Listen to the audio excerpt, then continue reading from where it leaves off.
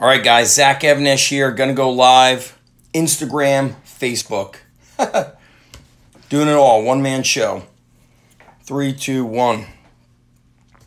All right, guys. Facebook Live, Instagram Live. I don't know how I do it. I'm a one-man army. I must be hyped up because Rambo is coming out. Rambo Last Blood, which is slightly depressing because it concerns me that this is Rambo Last Blood, that I'll never watch another one again. I believe I saw Rambo First Blood when I was in 3rd grade, age 8. So anyway, guys, this is a Q&A. I'm going to try to bounce back and forth, see if anybody asks questions on the Facebook and Instagram. But I did have Instagram questions that were posted earlier, and I asked people to leave their questions below. And this, of course, is the week that the online Underground Strength Coach course is open. So if you go to undergroundstrengthcert.com, if you're a strength and conditioning coach, want to be a strength and conditioning coach, or what I call a strength and sports performance coach, this is for you. 10.5 hours of video footage. It's beyond powerful, guys, beyond powerful. So check it out. Let's get into the questions. These are great questions. They're, as always, you know, with the Strong Life podcast, these become a blend of training questions, lifestyle questions, and sometimes people ask business questions. So first question, I love this one. It's from Jordier12345. And he or she, I'm not sure who this was, asks if you could find the time to take up a completely new sport, a new hobby, or a pastime, what would it be and why? And I love that question, and something I've been talking about a lot. I tell it to my kids, to my wife, to some of my friends, is that I would love to learn how to weld. And of course, you know, I would be building gym equipment, sleds, squat racks, all kinds of stuff. And I think what I might need to do is spend a summer with my buddy Dean Shantz and work for him for free. Black Widow training gear. I mean, I should probably pay him since he'll have to teach me. And, you know, when I was a kid, I think about it. My son is 11. I'm like, dude, at age 8, I was bike surfing. I was frame standing. I could surf on my bike. I could stand on my bike and stand on the frame of the bike and ride down the street on it. I mean, I was jumping down stairs that had 10 to 12 sets of stairs. I was basically like a street rider. And my buddy and I, if it would rain, we would take our bikes fully apart. I mean, we would take the handlebars out, we would take the cranks out, the ball bearings, we would get boiling water, we would put the ball bearings in boiling water, we would add, you know, we would re-grease them. And I said, like, I've lost touch with doing work with my hands because life happens. So I'm doing the business. Of course, I'm teaching and coaching, and then behind the computer screen, which I'm not a fan of, guys. I'm just not a fan of sitting behind the computer screen. What I am a fan of doing is creating and building and learning. And speaking of learning, this morning I listened to a podcast on my way to work, listened to another podcast on the way home from work, and now I'm midway through my 3rd podcast of the day, listening, learning, and I kind of wonder, like, am I crazy? Here I am, constantly learning, and a lot of people will sometimes say things like, oh, you're a world-renowned strength coach, blah, blah, blah. But guys, I always feel like my back is against the wall. I feel like I'm consistently fighting and just attacking. So I don't feel like I've arrived. I don't feel like I know enough or I've achieved enough. So some food for thought for those of you who think you're too busy. I woke up at 5:30 a.m. and got work done, and I'll be doing it again tomorrow. So I like that question a lot. So my goal is to learn how to be a welder. That's my goal, guys. All right, next question. Some pretty basic stuff here. BWZ Dragon asks, how do I get better at squatting without weights? I know this is going to sound crazy. Just start squatting without weights. Do body weight squats. Do Bulgarian split squats. I I was listening to a podcast today with Joe Ken. It's the podcast by Athletes Acceleration that Lee Taft is hosting. And by the way, guys, I'll be speaking at the Athletes Acceleration Complete Speed and Power Summit the end of September in New Jersey, 28th and 29th, simplifying speed training. But anyway, Coach House was talking about the tier system, and he said if you can't do a push-up, let's say you're a bigger athlete, heavier athlete, he goes, most people would say, okay, you can't do a push-up, so let's build you up by doing dumbbell benching. We could put light dumbbells in your hands. We could do band push-downs. We could do pull-aparts. And that's what I do. I do a lot of that. I basically reverse engineer the exercise. He goes, but I'm not doing that. He goes, if you can't do a push-up, you're going to do a push-up on your knees.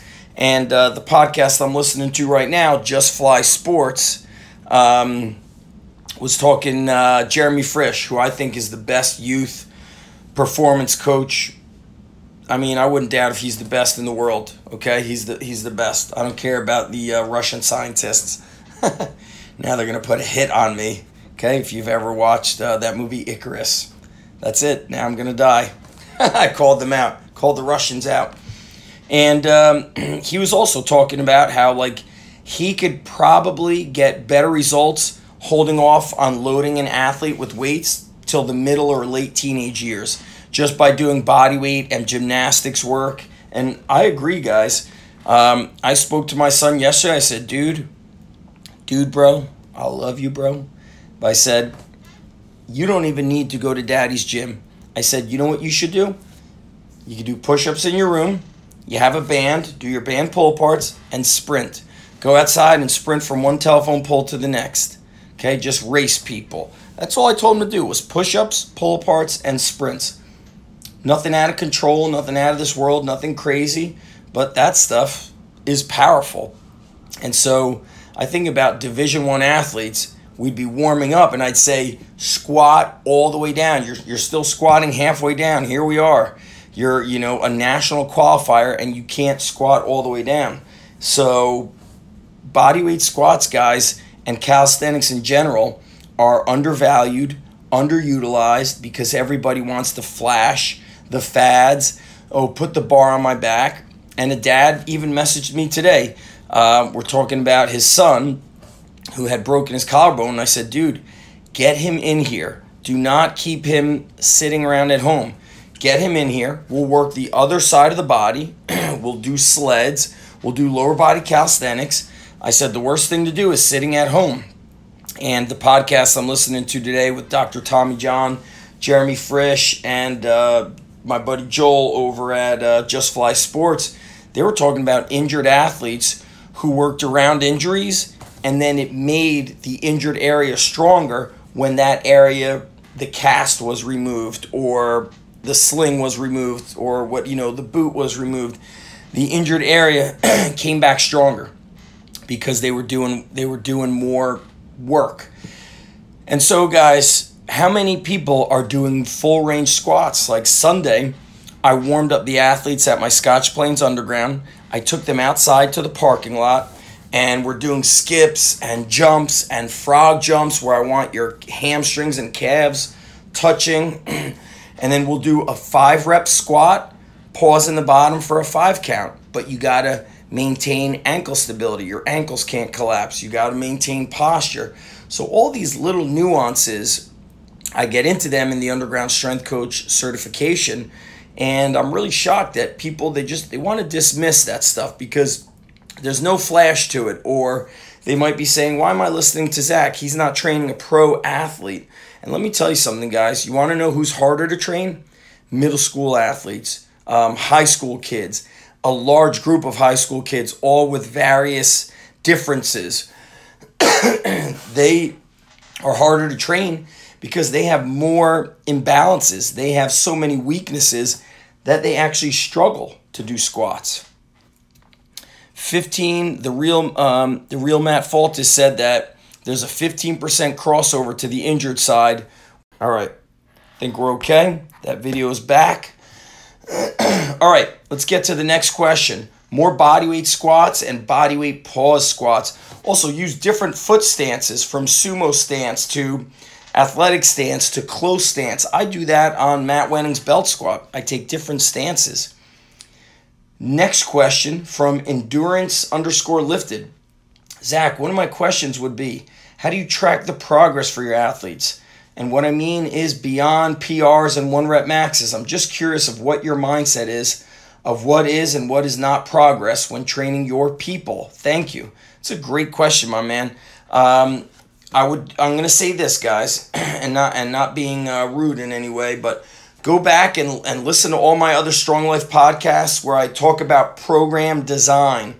I also just posted up a new article at zachevanesh.com of why you should not, or when you should not, squat, bench, and deadlift, because not everybody's ready for a bar in their hands or a bar on their back.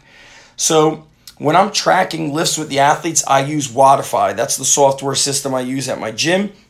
My online clients, my online members, students, we use Train Heroic, and there's other softwares out there.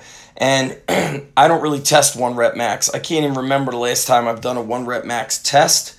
The one time that hits home to me was the red shirts and the non-starters at Lehigh. They were very fired up one day, and we wound up seeing who could deadlift the most. And I didn't say 1-rep max. I just kind of did rising bar with them. And I remember Darian Cruz weighing like 126 pounds, deadlifting 365. Kid's a savage. Kid was a national champion. That was his red shirt year. So he went on to win a national title. And then his senior year, he took third. And that kid was just like, he just blew my mind that day. I was so pumped up for him. And he had perfect positioning. I remember seeing him like torquing his shoulders back. He was getting his hips ready. He was wedging himself down super tight to deadlift, and I was like, look, this guy's got it. He's going to deadlift heavy. The way he was setting up his body with torque, it fired me up. So we test things like 5-rep, 3-rep. 1-rep is kind of like when I'm really feeling it and somebody who's emotionally ready for it. Meaning, and you know what's interesting is like I look at this camera and I could see how my nose broke. I'll give you guys the quick story when I broke my nose.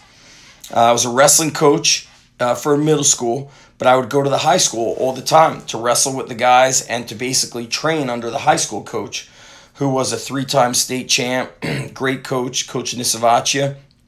And I'd wrestle, of course, with the heavier guys. And I remember it was the morning of Christmas Eve because it was going to be my first Christmas dinner with my girlfriend's family, now my wife. And so I was kind of known for shooting low singles. So I shot in very low. Big Joe, what's up, buddy? I shot in very low. He shot a little bit higher. My nose hit the guy's knee, and it sounded like this.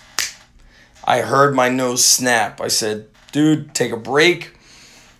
My nose was basically pouring like a faucet, and I just took my t-shirt, squeezed my nose for 10 minutes, and I didn't say a word, just sat over the garbage can and squeezed my nose for 10 minutes, and if I'd let the shirt out and it poured out, I'd squeeze my nose more.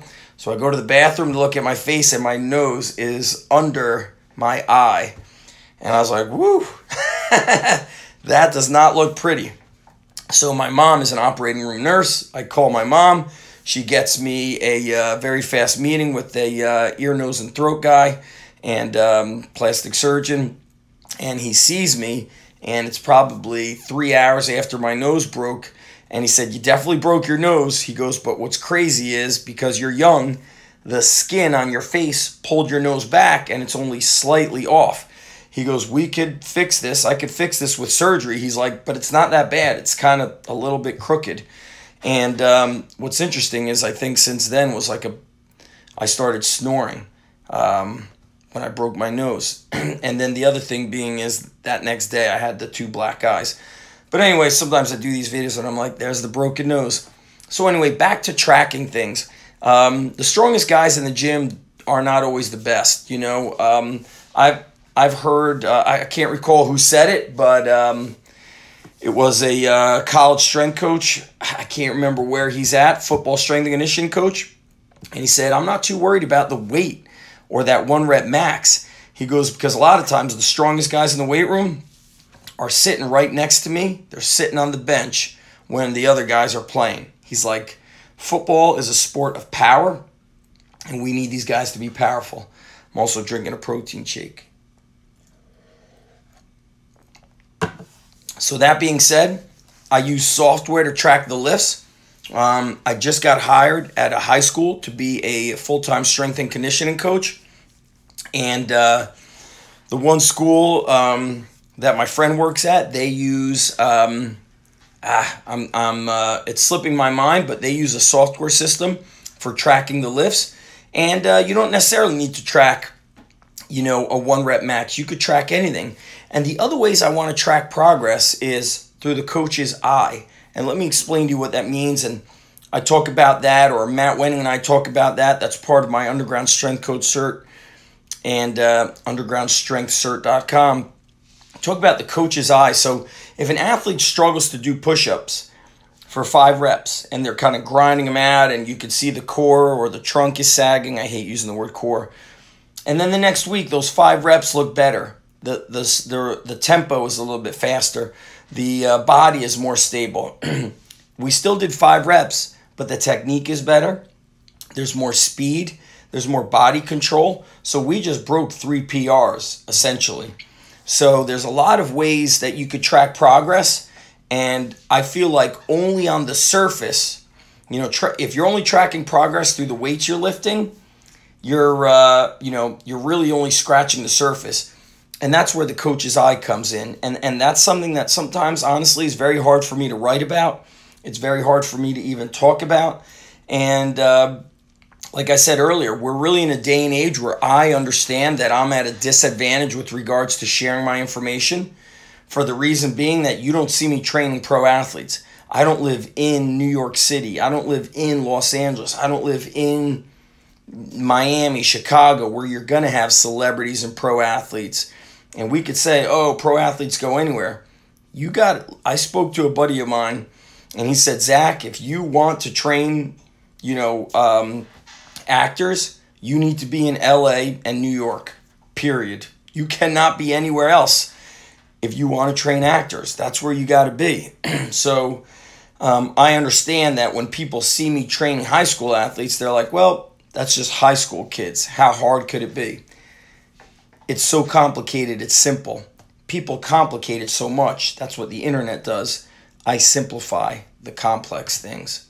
All right, I hope that helps you out, my friend, over at Endurance Lifted.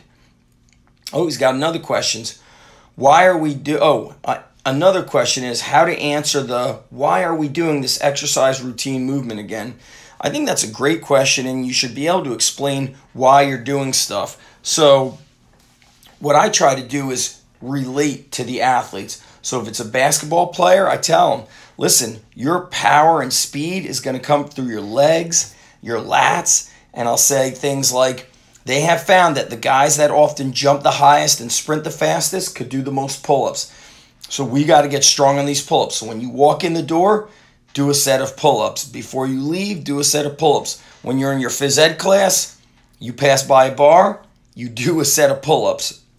Then I might talk about, with wrestlers, I'll say, guys, when you're in this position or you're lifting like this, I go wrestling and lifting, it's the same. In wrestling, if I have better technique, I feel stronger than my opponent because I'm basically leveraging my body. I'm utilizing more muscles. I've got better positioning. I go, that's how lifting weights is. If you're in a bad position, the weights are winning. If you're in a great position, good position, you're winning. Same thing in wrestling. It's all about position. If it's a baseball player, I'll incorporate anti-rotation. So I'll talk about, hey, buddy, you're always twisting to your left because you're right-handed. I go, when did you start playing baseball? 6 years old. Okay. For the past 10 years, you have done thousands upon thousands upon thousands of rotations just to one side. I go, so when you're outside throwing the medicine ball, you're going to do 10 reps to the left, and then you're going to do 15 or 20 reps to the right. We're going to build up strength on that side that basically never got attention since age 6.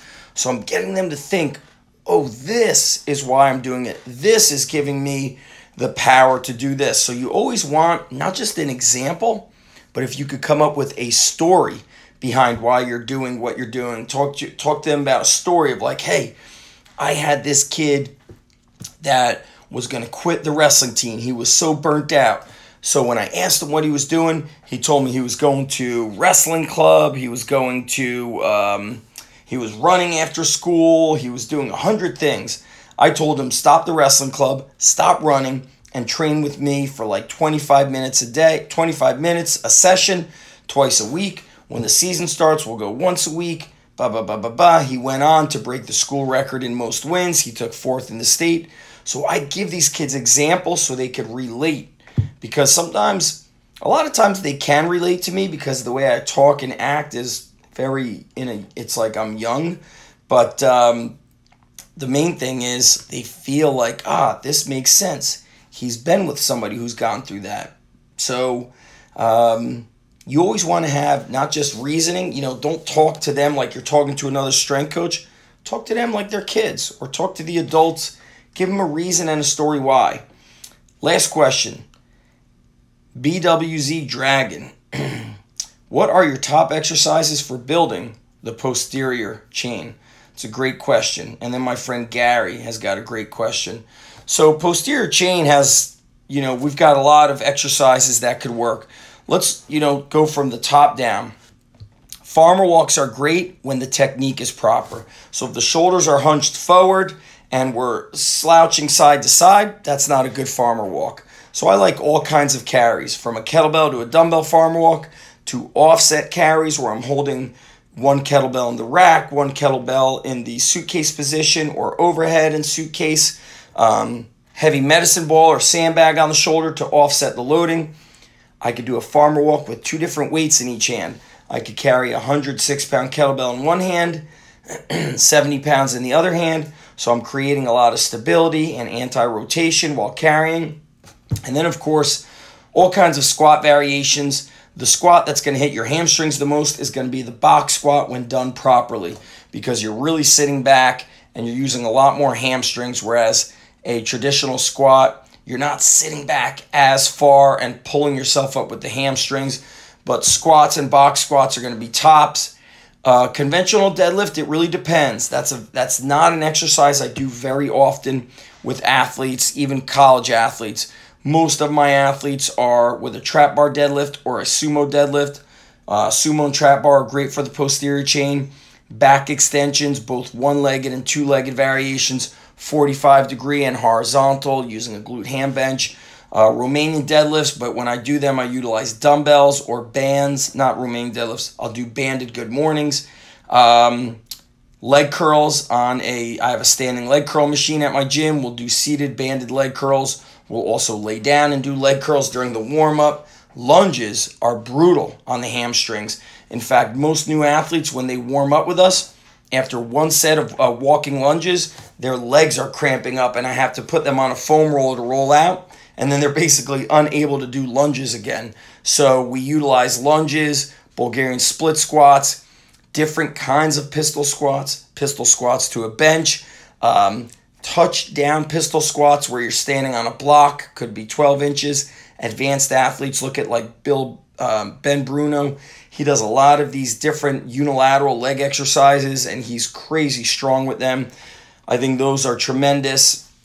And seeing if I missed anything, kettlebell exercises, fat bells, center mass bells, anything's where the kettlebell is swinging through the legs or behind the legs. And one of my favorite exercises, Donnie Thompson calls it the bowler swing. It's basically a one-handed swing outside the legs, and I've been doing it with his fat bells, where you either grab the rim of the bell or the handle. But what you're doing is, think about a suitcase carry. This is one of the highly recommended exercises from Dr. Stuart McGill for back health and stability. Well, now you're adding a dynamic movement. You're adding movement to this suitcase position, and you feel anti-rotation, tremendous stability, hip power, posterior chain power and strength. So I love these kind of swing type exercises. They're great. So there's a lot of different options that you guys have with posterior chain. My friend Gary says, have you ever thought about doing mace training for your athletes? Gary, I love what our friend Frank DeMeo is doing with the mace training. He uses heavy maces for strength. It really reminds me of what the wrestlers are doing. I think if I had, hey Keith Coombs, what's up, my friend? I think if I had, let's say I was back in the college wrestling setting, then I would probably get it involved, but I would get trained under Frank before I even started doing it. Right now in a group, for example, today we've got middle school kids, high school kids, we've got kids that have been with me for 3 weeks, and then I've got kids in the same group that have been with me for 6 years. It's pretty tricky to get all of that stuff going on with kids that may not even be that strong for it. And so it's tricky, you know, the program design aspect to that. I think if you're training adults like Frank does, you know, what Frank is doing at the Cave is amazing. And again, you know, like Frank's not like a big savvy marketer. And, you know, a lot of people think I'm a savvy marketer. I am not, guys. It's a struggle. If you don't have six-pack abs, then people are not listening to you. But food for thought. There's homeless people and crackheads who have six-pack abs. So that doesn't necessarily make them qualified strength coaches. So, guys, that's it for this Q&A of the Underground Strength Coach certification. Go to undergroundstrengthcert.com. The doors close the end of this week, and 10.5 hours of video footage for the serious strength coaches that wanna kick ass. I mean, I'm really proud of what we're doing at the Underground, the way we're changing lives, the way we're building beasts, the way we get the right people through the doors, and I don't ever have to lower myself to doing fake stuff to grow that business, to grow the Underground Strength Gym. So that's it, guys. Thanks for watching. undergroundstrengthcert.com. Thanks, guys.